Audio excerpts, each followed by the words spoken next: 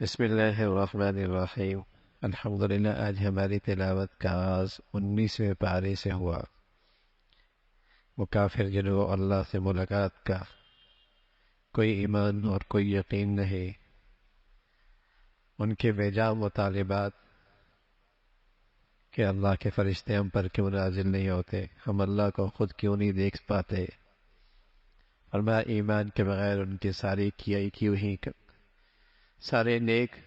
کی ہوئی اعمال ان کی کوئی حیثیت نہیں ہوگی، اور کل قیامت کا منظر ہے جب انہیں افسوس ہوگا کہ کاش کہ ہم ایمان لے آتے، تبھی کی اطاعت کر لیتے، اور مارے حسرت کی انگلیاں چبا لیں گے، اور افسوس اور حسرت کا اظہار کریں گے کہ فلاں شخص کو دوست نہ بنایا ہوتا جس نے آج ہمیں گمراہ کر دیا۔ برے دوست کی شرمندگی کل قیامت میں آدمی کو اٹھانی پڑے گی، اور حسرت ہوگی کہ برا دوست کیوں بنایا۔ اچھی صحبت، اچھی دوست بھی اللہ کی بڑی نعمت ہوتی ہے۔ گھروں کا ماحول اچھا نہ بھی ہو، بچوں کو اچھی صحبت، اچھے دوست مل جائیں تو زندگیاں بدل جایا کرتی ہیں۔ گھروں کا ماحول کتنا ہی اچھا کیوں نہ ہو، صحبت غلط ہو جائے، دوست غلط ہو جائیں تو ماں باپ کے لیے شرمندگی کا باعث بنتے۔ کل انہیں بھی افسوس ہوگا کہ غلط دوست نہ بنائے ہوتے۔ ان کا یہ اعتراض بھی تھا کہ جیسے آسمانی کتابوں سے ساری کتابیں یک بار کی اتری ہیں، قرآن آہستہ آہستہ کیوں اترتا؟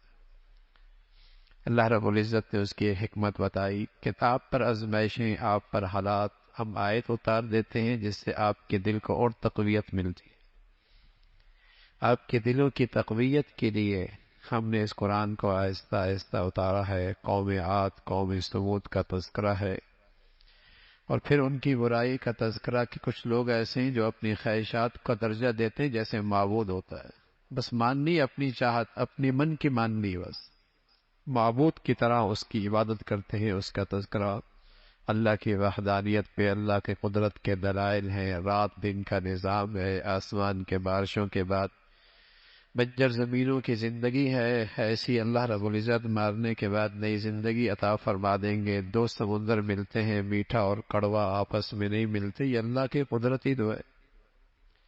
پھر اللہ کے نیک اور مقبول بندوں کا تذکرہ فرمایا اور ان کی نمایاں خوبیوں کا تذکرہ فرمایا۔ اللہ کے نیک مقبول بندوں کا تذکرہ ہے کہ ان کی یہ چند نمایاں خوبی ہیں، وہ اللہ کی بندگی کرنے والے، ان میں عاجزی ہے، وہ جہلا سے الجھتے نہیں ہیں، ان کی راتیں عبادت میں گزرتی ہیں، قیام میں گزرتی ہیں، لیکن اللہ کے پکڑ سے بے خوف نہیں ہیں، اللہ کے عذاب سے پناہ مانگتے رہتے، شرک نہیں کرتے، زنا نہیں کرتے، ناحق قتل نہیں کرتے، گناہوں کے مجالس میں شریک نہیں ہوتے، کہیں مجبوراً گزرنا پڑے تو حفاظت کے ساتھ گزرتے، اللہ کی طرف سے آئی ہوئی نصیحت کو دل و جان سے قبول کرتے، اور صرف اپنی فکر نہیں کرتے، اپنے گھر والوں کی بھی فکر کرتے ہیں، اللہ کے دربار درخواست کرتے ہیں، اللہ ہمیں ہدایت بھی دے اور ہمیں ہادی بھی بنا دے، ہمیں ہدایت بھی دے اور دوسروں کی ہدایت کا ہمیں ذریعہ بھی بنا دے۔ یہ اللہ کے نیک بندوں کی اور اللہ کے مقبول بندوں کی صفات ہیں، اور ان کے لیے جنت کے اعلیٰ درجات کا تذکرہ ہے۔ اور پھر سورہ شعراء ہے۔ آپ علیہ الصلاۃ والسلام کا جو غم تھا اور دکھ تھا کہ لوگ ایمان کیوں نہیں لاتے، اس پر آپ کو تسلی دی گئی۔ فرمایا اللہ کی قدرت کو بہت ساری نشانیاں ہیں، زمین آسمان پہ پھیلی ہوئی ہیں، لیکن لوگ غور نہیں کرتے اور یقین نہیں رکھتے اللہ کی ذات پر۔ پھر حضرت موسیٰ علیہ السلام کا تفصیلی تذکرہ ہے۔ فرعون سے جب بات چیت ہوئی اور آپ نے ان سے خطاب کیا تو وہ اپنے احسانات جتلانے لگا کہ تیری پرورش تو ہمارے یہاں ہوئی، اور ہم نے تیرے ساتھ یہ سلوک کیا اور تیرے ساتھ یہ احسانات کیے۔ حضرت موسیٰ علیہ السلام نے بڑی سادگی سے اللہ کا تعارف کرایا۔ رب تو نہیں ہے، رب تو وہ ہے جو زمین و آسمان کا پیدا کرنے والا ہے، مشرق اور مغرب کا رب ہے۔ اس انداز سے جب گفتگو کی تو جواب تو اس کے پاس کوئی نہیں تھا، مقابلے پہ آ گیا۔ معجزے، آپ نے معجزے دکھائے، اس نے جادوگروں کو اکٹھا کیا، اللہ رب العزت نے ظاہر معجزے کے بدولت پیغمبر کو غالب کر دیا۔ وہاں کے جادوگر بھی سجدہ ریز ہو گئے، موسیٰ اور ہارون کے رب پر ایمان لے آئے، اور اس نے ان کو دھمکی دی، اس کا تذکرہ فرمایا۔ پھر اللہ رب العزت نے موسیٰ علیہ السلام کے واسطے سے بنی اسرائیل کو نجات عطا فرمائی۔ لیکن نجات کے موقع پہ جب آگے دشمن ہے، پیچھے سے دشمن پیچھا کر رہا ہے، اور آگے دریا ہے، اور موسیٰ علیہ السلام کے قوم سامنے ہے، ساتھ ہے، تو قوم کہنے لگی موسیٰ مارے گئے، پیچھے دشمن ہے، آگے دریا ہے، کدھر جائیں گے؟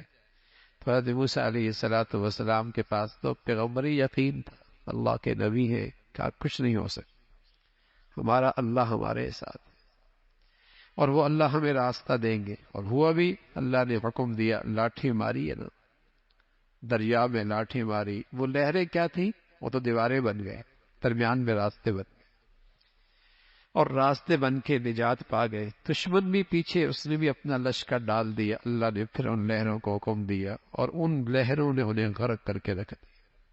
ایک ہی دریا ہے، ایک کے لیے نجات کا راستے بناتا ہے، دوسروں کے لیے غرق کر دیتا ہے۔ کون ہے کرنے والا؟ اللہ۔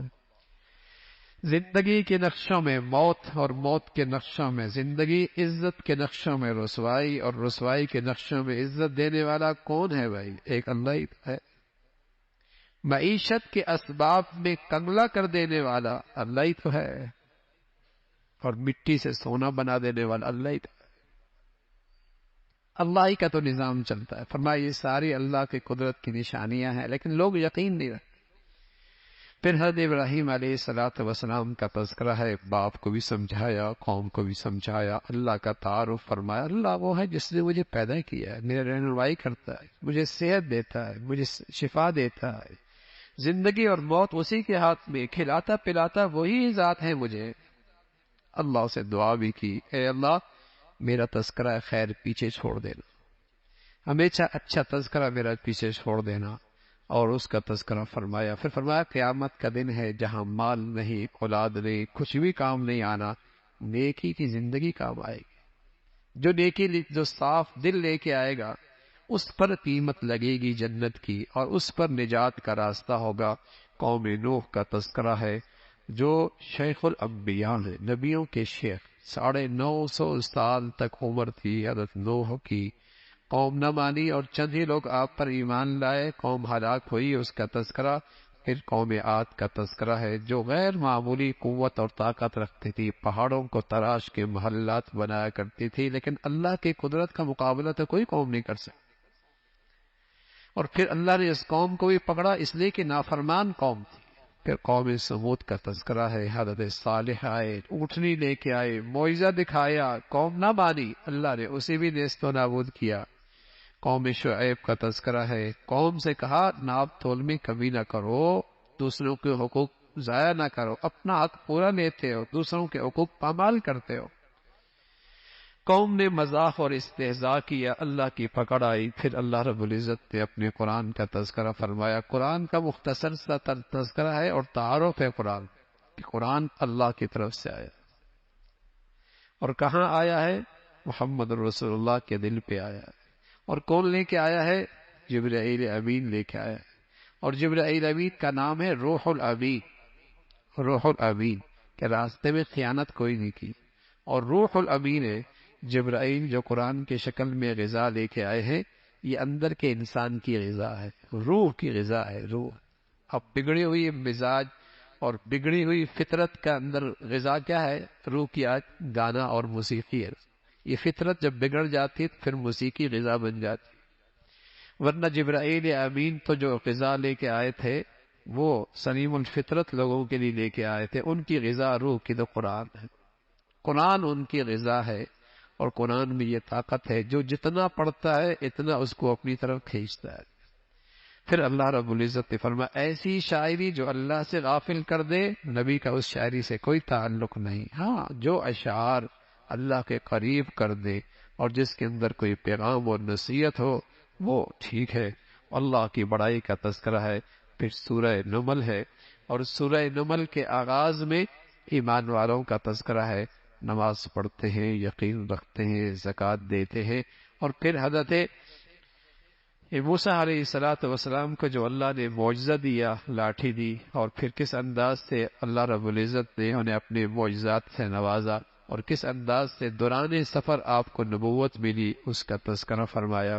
پھر حضرت سلیمان علیہ السلام کا ایک غیر معمولی واقعہ کا تذکرہ ہے۔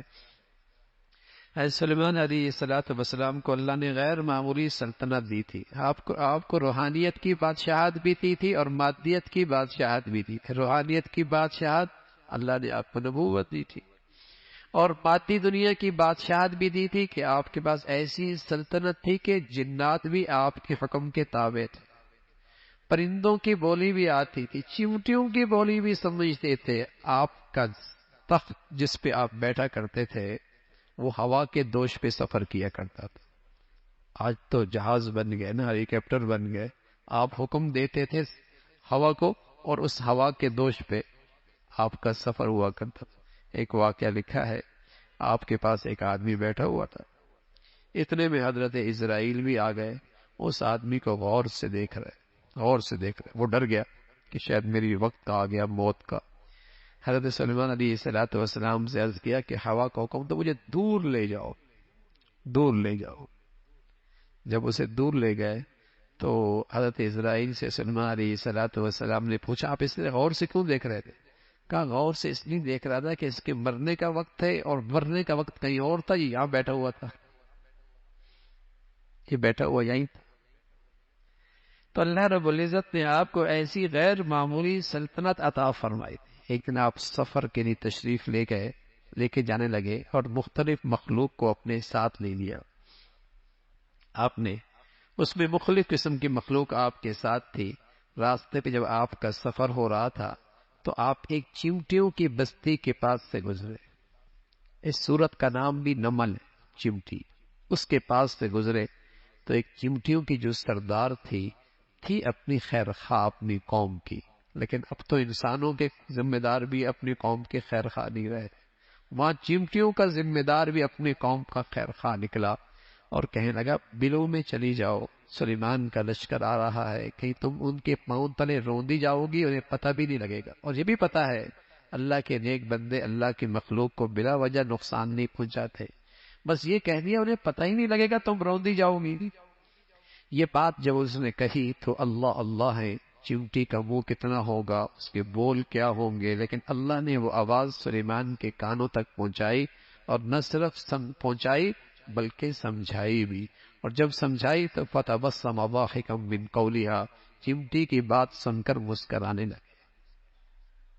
مسکرانے لگے۔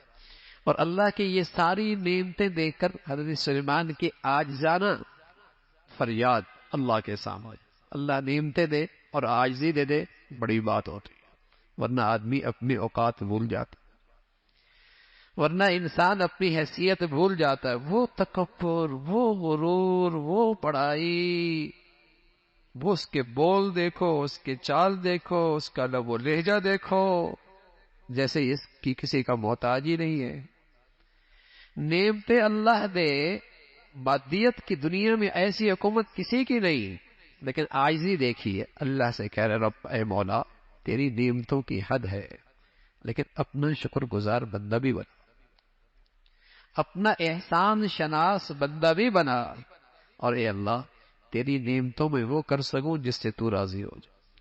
یہ ہے احسان شناسی، یہ ہے شکر گزاری، کہ اللہ جس قدر نعمتوں میں اضافہ کرتا رہے، بندے میں شکر گزاری اور احسان شناسی اور فرما برداری میں اضافہ ہو۔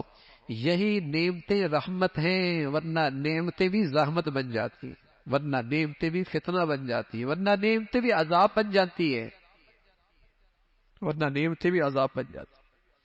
یہی نعمت رحمت ہے اللہ کی، جس نعمت میں شکر گزاری بڑھ جائے، عاجزی بڑھ جائے، احسان شناسی بڑھ جائے۔ لشکر لے کے جا رہے، کہیں ایک جگہ پڑاؤ ڈالا ہو تو ایک مخلوق بیچ میں کوئی نہیں، ہدہد پانی کی ضرورت پڑی، ہدہد شاید آپ نے دیکھا ہوگا، اس کے سر پہ تاج ہوتا، لمبی سی اس کی نوک ہوتی ہو، لمبی سی، اللہ نے اس میں ایک صلاحیت رکھی ہے، وہ بتا دیتا ہے کہ پانی نیچے ہے یا نہیں۔ تلاش کیا، پانی کی ضرورت پڑی، اس ہدہد کو بلایا لیکن موجود نہیں تھا۔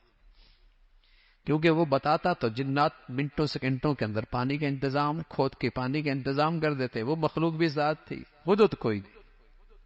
حضرت سلیمان علیہ السلام فرمانے لگے ہدہد مجھے نظر نہیں آ رہا، کہیں کسی اور مخلوق کے اوٹ میں تو نہیں ہے، کہیں پیچھے دائیں بائیں تو نہیں ہے، یا کہیں غائب ہی تو نہیں ہے، اور بغیر پوچھے کیوں چلا گیا. اور ساتھ یہ بھی کہہ دیا آیا تو سزا ملے گی اسے، اور ہو سکتا ہے اس کو ذبح کر دو. اولاد بہنو اولیاتی بسلطان مبین. ہاں اگر کوئی مناسب بات کہہ دی وجہ جانے گی معاف بھی کر دیں گے، ورنہ ذبح کر دیں گے. اتنے میں ہدہد آ گئے. فمکث غیر بعید فقال احطت. آگے ہدہد اور ایک پیغام لے کے آیا. کہنے لگا سلیمان میں وہاں سے آیا ہوں جہاں کا آپ کو بھی نہیں پتا. ایک عورت حکمران ہے، ملکہ ہے، اور انہوں نے اپنے اللہ نے دنیا میں ہر چیز دے رکھی ہے، لیکن بدقسمتی ہے ان کی ملکہ وہ ہے اور خدا کی بندگی کوئی نہیں، خدا کی بندگی کوئی نہیں. اچھا وہ ہدہد پرندہ ہے، وہ بھی جانتا ہے کہ نبی عالم الغیب نہیں ہوتا، نبی ہر چیز نہیں جانتا. کائنات کی ہر چیز کا جاننے والا کون ہے؟ ایک اللہ. ایک اللہ، حال ماضی سب کچھ جاننے والا کون؟ ایک اللہ. کہنے لگا سلیمان میں وہاں سے آیا ہوں جہاں کا آپ کو بھی نہیں پتا. ایک مخلوق ہے، ان کی ملکہ ایک عورت ہے، بلقیس تھی، بلقیس، اور وہ سورج کی پرستش کرتی ہے. دنیا کے لحاظ سے اللہ نے بہت کچھ دے رکھا ہے. سلیمان علیہ السلام فرمایا اچھا تمہارا ابھی جائزہ لیتے، تم سچ کر رہے ہو یا غلط. جاؤ میرا ایک خط لے کے جاؤ اور جا کر اسے بھیج دو. دنیا میں سفراء بادشاہوں کے بڑے بڑے لوگ ہوتے ہیں، لیکن یہاں سفارت کس کے ذمے اور ذمے؟ ہدہد کے ذمے. وہ پیغام لے کے جا رہا ہے، خط لے کے جا رہا ہے. محل میں داخل ہو گیا، روشن دان سے داخل ہو گیا. ملکہ بیٹھی ہوئی تھی، خط اندر ڈال دیا، جھولی میں گر گیا. خط کا ابتدا یہ انہ من سلیمان و انہ بسم اللہ الرحمن الرحیم اللہ تعالی علیہ واتونی مسلمی. یہ نیا انداز کا خط اس ملکہ کے پاس آیا. ایسا خط اس نے آج تک کسی بادشاہ کا نہیں دیکھا. نام سلیمان کا. کہاں سے آیا ہے؟ سلیمان سے آیا ہے. اور کس کے نام سے؟ اللہ کے نام سے شروع کرتا ہوں. پیغام کیا ہے؟ فرما بردار ہو کے آ جاؤ. وہ خاتون تھی سمجھدار، اس نے اپنے مشیروں کو سب کو اکٹھا کیا. خط آیا ہے، مشورہ کرنا ہے، بتاؤ. تو وہ شاہ سے بڑھ کر شاہ. آپ فکر نہ کریں، آپ کا جہاں پسینہ گرے گا ہمارا خون گر جائے گا. آپ اشارہ کریں گردنیں کٹوا دیں گے. آپ کہیں تو صحیح. لیکن وہ خاتون سمجھدار تھی، کہنے لگی نہیں، دیکھتے ہیں وہ بادشاہ کوئی دنیاوی بادشاہ ہے یا کوئی اور چیز ہے. یہ تحفے لے کے جاؤ، یہ ہدایہ لے کے جاؤ، سونے چاندی کی اینٹیں دے کر بھیجی. جاؤ یہ لے کے جاؤ اور دیکھو وہ کیا کہتا ہے. جب حضرت سلیمان علیہ السلام کے پاس یہ سب کچھ آیا تو آپ کے پاس تو سونے چاندی کی کمی کوئی نہیں تھی. آپ تو جنات کو حکم دے پورا فرش ہی سونے کا بچھا دیتے تھے، پورا فرش ہی سونے کا بچھا دیتے تھے.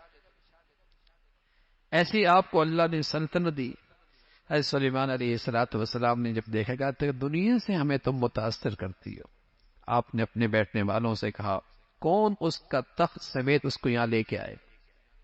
جن بیٹھا تھا، جن ایک قال عفریت من الجن. جن کہنے لگا میں لے کے آؤں. آپ کی یہ نشست ختم نہیں ہوگی، وہ یہاں موجود ہو، تخت کے ساتھ ہوگی. قبل ان تقوم من مقامک، یہاں سے اٹھیں گے نہیں، جن آپ کی موجود ہوگی. ایک اور بیٹھا ہوا تھا اللہ کا نیک بندہ. جیسے نبی کے پاس معجزہ ہوتا ہے، ایسا معجزہ کوئی ایسا دنیا میں اور کوئی نہیں کر سکتا. ایسے اللہ اپنے ولیوں کو کرامت دیتا ہے، لیکن کرامت اور معجزہ قدرت اللہ کی ہوتی ہے. ہر وقت کوئی معجزہ نہیں دکھا سکتا، ہر وقت کوئی کرامت نہیں دکھا سکتا. جو ایک ساتھ بیٹھا ہوا تھا آپ کے پاس صحبت میں، اس نے کہا میں نے آپ کے پاس لے کے آتا ہوں بس تھوڑی دیر میں، آنکھ کے جھپکنے کے وقت، اور اتنے میں تخت سامنے پڑی. قال ھذا من فضل ربی. حضرت سلیمان علیہ السلام نے اس کا یہ تخت دیکھا، کہا یہ سب اللہ کا فضل ہے، اور سب اس لیے یہ سارا اللہ کی طرف سے یہ انعام ہے کہ دیکھنا چاہتا ہے میں شکر گزار بنتا ہوں یا نہ شکرہ بنتا ہوں. تخت آ گیا. اس کے بعد وہ خاتون آئی اور وہ بھی ایمان لے کے آ گئی. وہ تو کہنے لگی میں سمجھ گئی تھی کہ آپ کوئی معمولی آدمی نہیں ہے، عام بادشاہوں کی طرح نہیں ہے۔ وہ بھی ایمان لے کے آ گئی، اس کا تذکرہ فرمایا۔ تو سبق کیا ملا حضرت سلیمان کے واقعے میں؟ سلطنت غیر معمولی، نبوت شاندار، لیکن عاجزی کتنی، فرمانبرداری کتنی، شکر گزاری کتنی، احسان شناسی کتنی، شکر کی زندگی۔ پھر حضرت صالح کا تذکرہ ہے۔ اس قوم صالح، قوم سمود کے 9 لوگوں نے تدبیر کی حضرت صالح کو شہید کرنے کی، پر ایک تدبیر بنائی، منصوبہ بندی کی۔ اللہ رب العزت نے فرمایا انہوں نے تدبیر کی، ہم نے بھی تدبیر کی، ہم نے اس قوم کو ہلاک کر دیا۔ پھر قوم لوط کا تذکرہ ہے اور اس قوم کی گندگی، اور پھر ان پر آسمان سے پتھروں کی بارش، اس کا تذکرہ فرمایا۔ بہت بری بارش تھی، بس تعریف اللہ کی ہے، بڑائی اللہ کی ہے، اور اس اللہ کا کوئی شریک نہیں ہے۔ اللہ عمل کی توفیق نصیب فرمائے۔